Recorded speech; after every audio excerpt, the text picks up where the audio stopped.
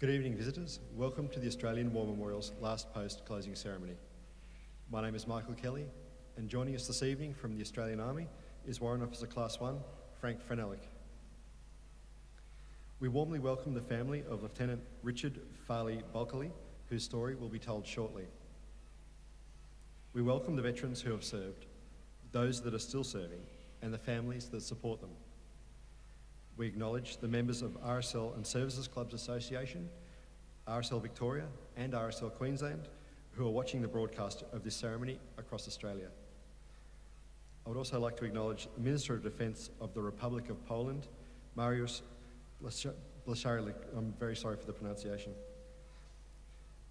During the ceremony, wreaths will be laid at the base of the pool of reflection by family and visitors and students on behalf of the Eton Community College from Western Australia. Could I ask you to please stand and join in singing the National Anthem?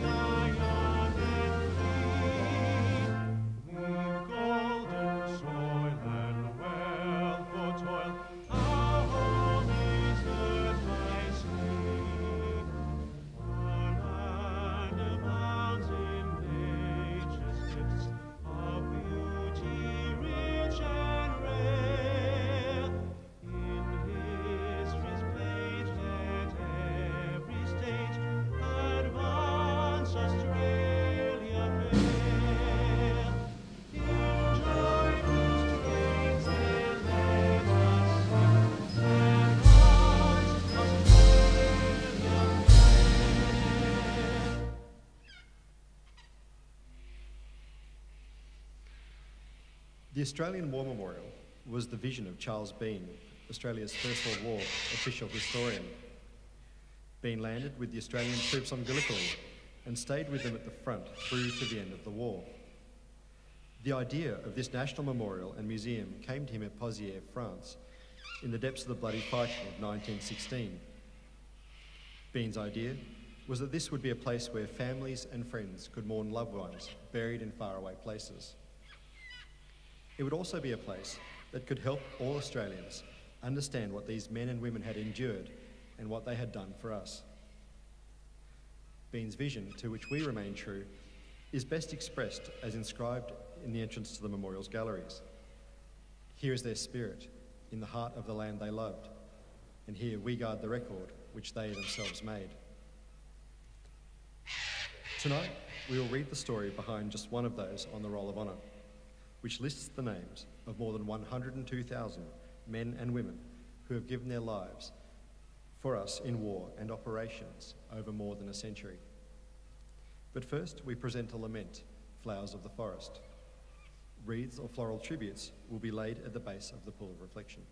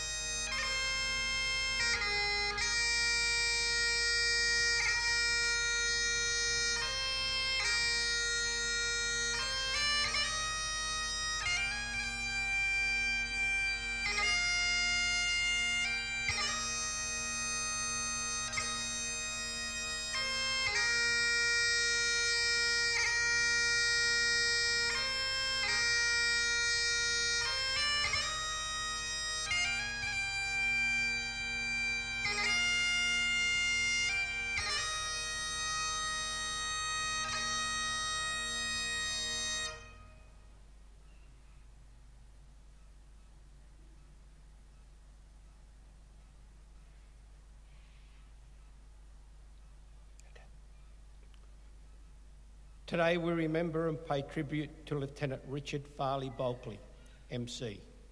Richard Bulkeley was born in 1889 at Wallerawang in New South Wales, the son of Richard and Mary Bulkeley. He attended the King's School at Parramatta and served in the School Cadets. In 1907, he passed the University of Sydney Junior Public Examination and the following year began tertiary studies in surveying. After completing his studies, he went to Orange in New South Wales, where he served a 3-year surveying apprenticeship. He was finalising his apprenticeship when the First World War began and went on to successfully complete the licensed surveyor examination in September. Bulkeley enlisted at Liverpool Camp on the 30th December 1914 and was allotted to the 3rd Reinforcements to the 3rd Battalion. Following his initial training, he embarked from Sydney in February of 1915 aboard the transport ship Seeing Tune, bound for Egypt. The stop in Egypt was brief. Shortly after he was taken on strength of the 3rd Battalion, his unit sailed for Lemnos in the preparation for the Gallipoli campaign. On the 25th of April, Bulkeley and several comrades had a deck view of the British landing at Helles and soon witnessed the sights and sounds of the Australian landings. As a member of the holding party unloading stores and ammunition from his transport ship, Bulkeley twice went onto the beach during the day. He was unloading wounded as they came out to the ship later that evening. He was sent ashore to join a battalion several days later. After the chaos of the landing, the Australians established their front line. On the 19th of May, Bulkeley was in the front line when a massed Ottoman counterattack was launched. The attack was stopped with heavy Ottoman casualties. Bulkeley's next major action was the Battle of Lone Pine. The fighting was intense, and during the attack he was shot in the hand and evacuated to Egypt. He had recovered by late October and in early November was sent back to Gallipoli. He arrived back at his battalion towards the end of the month and was immediately promoted to Lance Corporal. He was promoted to Corporal 2 weeks later. After being withdrawn from Gallipoli on the 3rd Battalion, returned to Egypt by the end of December. At the end of January 1916, Bulkeley was commissioned with the rank of 2nd Lieutenant. The 3rd Battalion sailed for France at the end of March, arriving at Marseille in early April. Later that month, Bulkeley was sent to Officers' School of Instruction. He returned to the battalion in mid-June after successfully completing the course. The battalion was sent south in July and on the 23rd was involved in an attack on Pozières. The following day, Bulkeley would be awarded a military cross for great gallantry in pushing forward ahead of our position in the village and capturing 13 prisoners. The information gained by him was most valuable. He inspired his men with utmost confidence and showed high personal bravery in digging out men who were buried under heavy shell fire. General Sir William Birdwood wrote to Bulkeley on the 17th of August, "Dear Bulkeley, this is just a line to congratulate you very heartily upon the military cross, which you thoroughly well deserve for your gallantry and great bravery during the attack on Pozières." Sadly, Bulkeley would never receive the letter. The same day Birdwood put pen to paper, the 3rd Battalion was sent to the front line near Moncaille Farm and consolidating recent gains. Bulkeley, who had been conducting a survey of the battalion lines, found that the left flank was not in the trench lines that it was meant to be. He also identified an artillery barrage set for that evening would likely hit the left flank and duly informed his commanding officer. With phone lines cut due to heavy German shelling on all communication trenches, runners were sent back to brigade headquarters in an attempt to stop the barrage. The journey took around 2 hours, but by then it was too late. Bulkeley was out on the left flank conducting further surveying of the positions and was about to make a report when a number of shells from the barrage landed in the battalion position. Bulkeley and several other men were killed instantly. The death of a very popular officer was a bitter blow for the battalion. His body was carried out from the front line and he was laid to rest in Corlette British Cemetery. He was 27 years old. His name is listed On the roll of honour on my right, among more than 60,000 Australians who died while serving in the First World War. His photograph is displayed beside the pool of reflection. This is but one of many stories of service and sacrifice told here at the Australian War Memorial. We now remember Lieutenant Richard Farley Bulkeley, who gave his life for us, for our freedoms, and in the hope of a better world.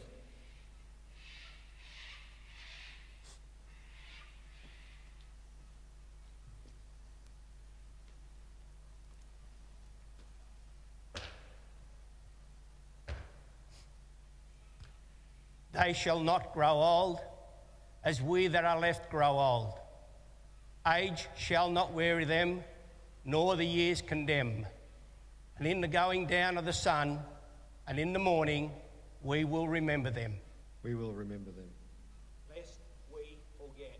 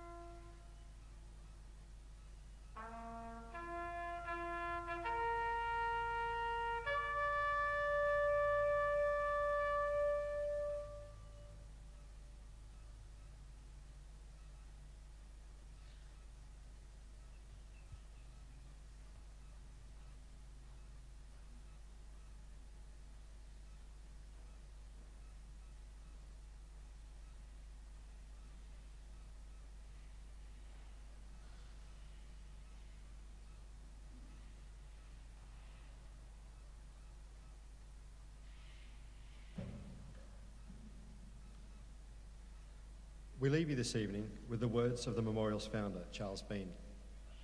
Many a man lying out there at Pozier or in the low scrub at Gallipoli, with his poor tired senses barely working through the fever of his brain, has thought in his last moments, well, it's over. But in Australia, they will be proud of this. Ladies and gentlemen, boys and girls, that concludes this evening's last post ceremony. We thank you for visiting the memorial today, and good evening.